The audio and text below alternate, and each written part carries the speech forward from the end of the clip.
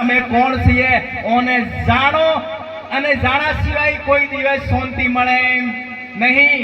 અને એટલે કે છે જાગ મુસાફिर भोर भयो अब रेण कहाँ है ते सोवत है वो खोवत है जागत है वो पावत है।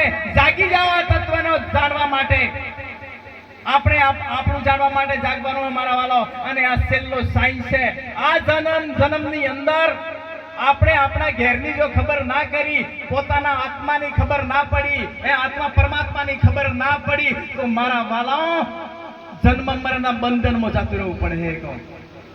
આ આપણામાંથી ભય કાઢવા માટે, આપણામાંથી અજ્ઞાનતા કાઢવા માટે આવા મહાપુરુષોનો સંગ કરવો પડે। હવે એક વિચાર કરો, આપણે કોઈ બેનને અત્યારે રાત્રે કોઈ શેટી 1 કિલોમીટર પાણી ભરવા કાઢી હોય તો ના જાય।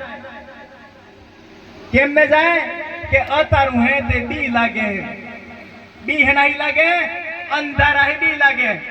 અને इस બેન ને દિવસે એમ કહે કે બેન જા કુએ પોણી પર લામ તો એક કુએ પોણી પરવા જાય। કેમ? અજવાળું હે।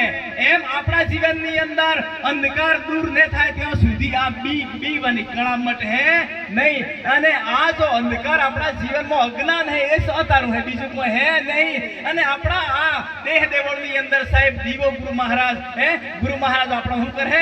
વસન રૂપી દીવો લગાડી આપે।